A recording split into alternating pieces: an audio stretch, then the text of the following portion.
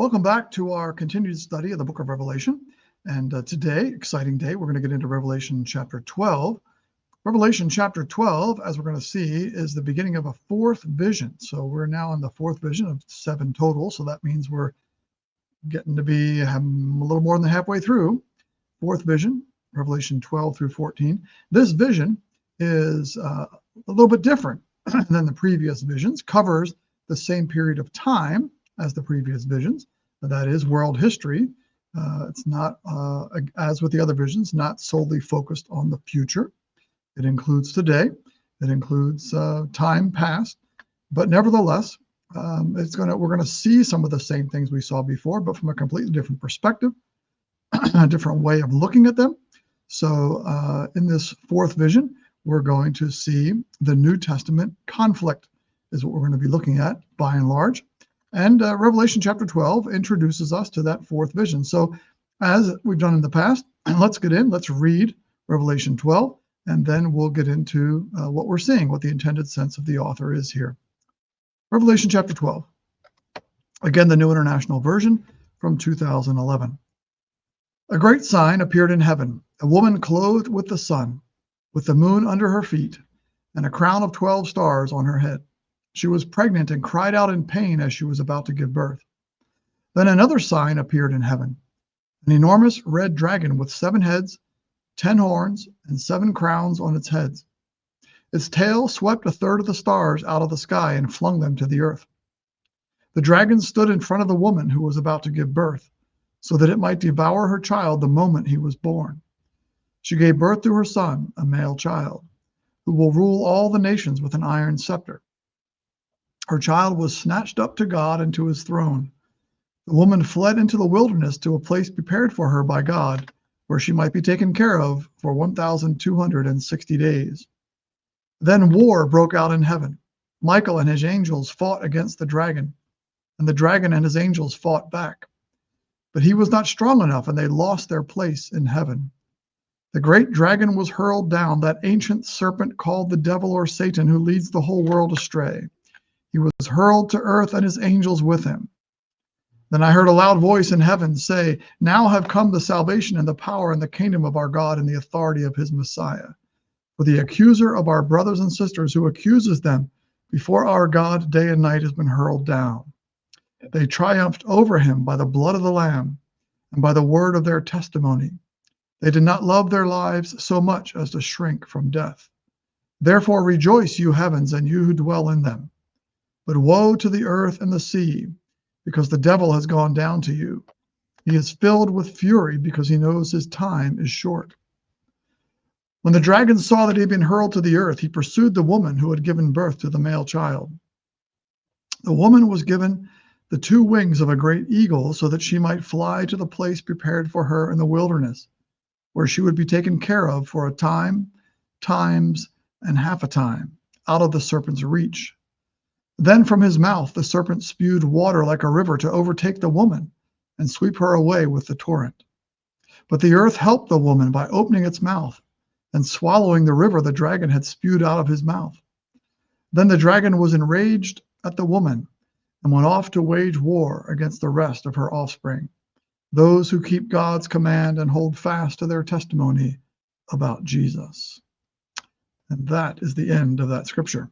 So let's go back to verse 1. Maybe before we do that, let's take a look. Let's just summarize kind of what we're hearing, what we're going to be seeing here. And that is, we're seeing with this woman and the dragon and the child born, we're seeing the story of Christmas in part in the first verses. So we'll see that.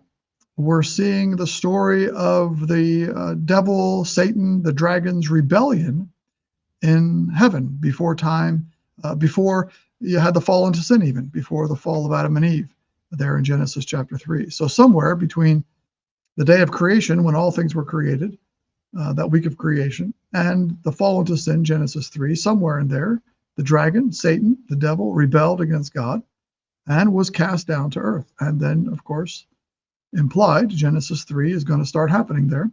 And the devil then pursues the church, pursues God's people in an effort to destroy us. So that's what we're going to see in this chapter. But we are guarded, we're defended, we're kept. The gates of hell will not prevail against us. That's the final message of the chapter. So let's take a look then. Let's get it back on the screen, and we'll look beginning in verse 1. A great sign appeared in heaven, a woman clothed with the sun, with the moon under her feet, and a crown of 12 stars on her head. Again, the knowledge of the Old Testament, so crucial here, immediately draws to mind Joseph and his dreams at the end of Genesis chapter 37, where Joseph dreams about the sun and the moon and the stars bowing down to him. And so it just kind of immediately takes you back to that passage. So this woman clothed with the sun and the moon under her feet and the crown of 12 stars is not exactly parallel to what Joseph sees in Genesis 37, but nevertheless, it reminds us of that. The woman clothed with the sun, with the moon under her feet and the crown of 12 stars is Israel. The woman is the 12 stars for the people of God in the Old Testament. In other words, Israel is going to give birth to the Messiah. The Messiah is going to come from Israel. Verse 2. She was pregnant. The Messiah is about ready to be born. But before the birth happens, verse 3, a kind of a pregnant pause there, no pun intended. Verse 3, an enormous red dragon with 7 heads and 10 horns and 7 crowns. What does that mean? Well, what the intended sense of the author there is for us to understand that this satanic figure, Satan himself, has incredible, massive power. Horns are power. And so he has massive fullness of power, crowns. He's perfect reigning, and just in great intelligence, that the 7 heads. So this red dragon is nothing to be trifled with. This is an incredibly powerful being. Its tail swept 1/3 of the stars out of the sky. Where's the number third come from? Well, we're still, and you'll see this as we progress. If you remember back when the seals were unsealed in that second vision, it was 1/4 of things were destroyed. In the third vision with the trumpets, 1/3 of things were destroyed. In a future vision here, we're going to have 1/2 of things. So that's a little bit louder and a little bit worse. So, but we haven't gotten to that 1/2 yet.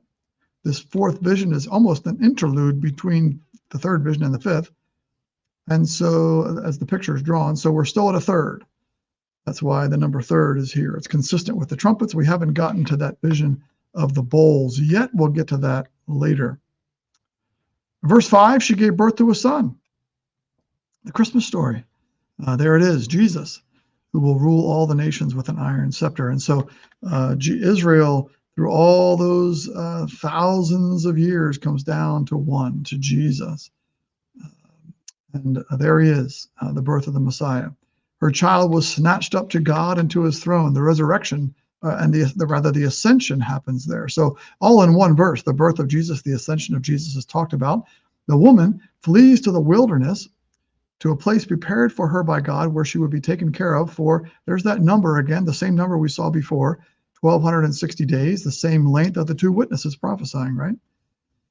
So the church, now the people of God, Israel, the woman is Israel, Old Testament and New Testament Israel, same thing, the people of God by faith, whether they're physically descended from Abraham or not. The woman, the church, in this case now, post-Christ, Israel, post-Christ, flees into the wilderness to a place prepared for her by God where she's taken care of. So again, that protection of God's people. That's another verse of great reassurance to the people who are reading this, who are experiencing great difficulty, both in John's day and in our day today. So there it is, the 1,260 days, the 3.5 years, the 42 months. It's all the same time period. And it's all, it designates the time from Jesus to the end of the world. All right. Now, a little bit confusing here. With verse 7, we're going to jump back. It's as if John is seeing history happen, particularly, well, all of history from Israel pre-Jesus, giving birth to Jesus, to Israel post-Jesus, the New Testament church. But now his vision, his line of sight jumps way back to prehistory. And what he sees there is the fall of Satan.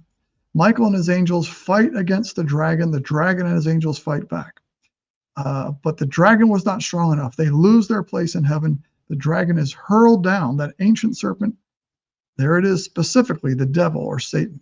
He was hurled to the earth and his demons with him. So John, it jumps back, and John sees that fall of Satan there in Revelation chapter 12, verses 7 to 9. Then it jumps ahead. So John is just jumping back and forth in terms of what he's seeing here. But now clearly, the salvation, the power, the kingdom of our God, the authority of the Messiah has come. The accuser of our brothers and sisters has been hurled down. They triumphed over him by the blood of the Lamb and by the word of their testimony.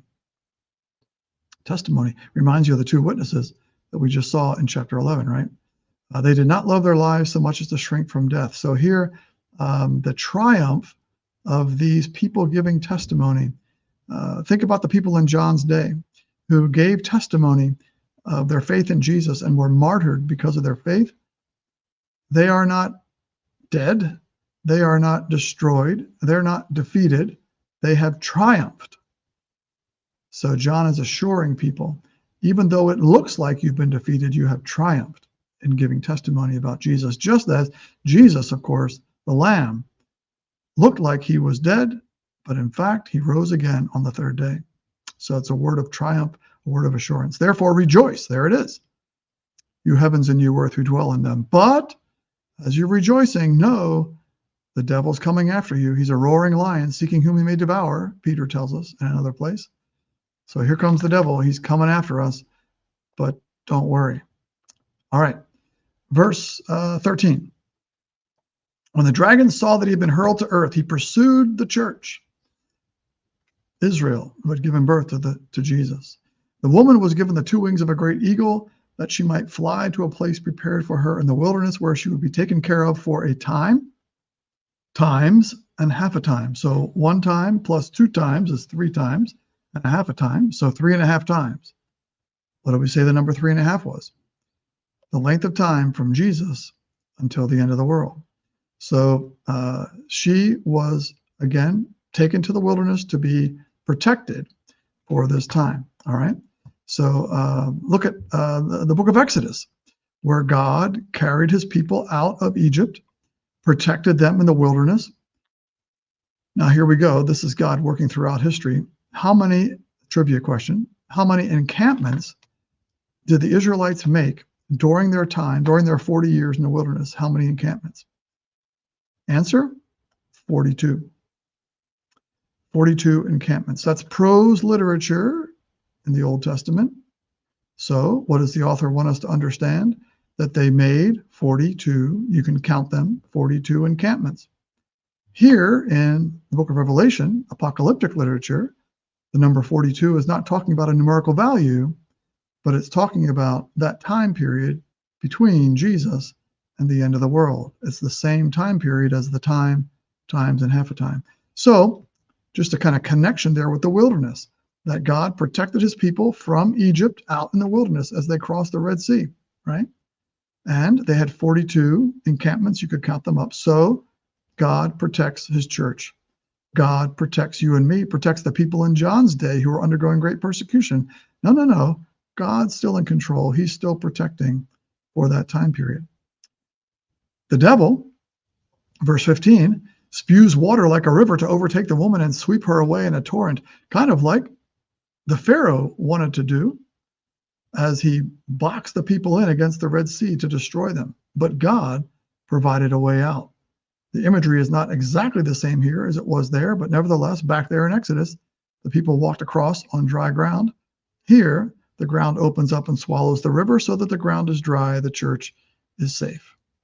Then the dragon was enraged at the woman and went off to wage war against the rest of her offspring, those who will yet come to faith in Jesus, those who keep God's command and hold fast to the testimony about Jesus.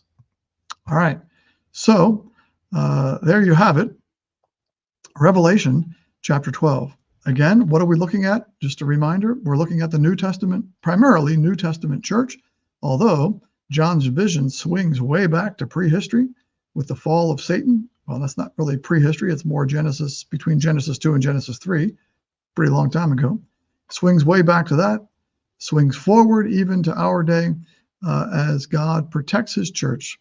The kingdom of hell shall not prevail against us all the way through to the end of the world. So that's what you're seeing in chapter 12, a beautiful picture of reassurance to God's people that they are victorious even when they're martyred for the faith. All right, that's what we got in chapter 12. Again, a reminder to be not just running on to chapter 13, but to be reviewing it with one another so that you will be able to teach it to someone who's never heard it before. All right, so do that, and we'll see you again for chapter 13.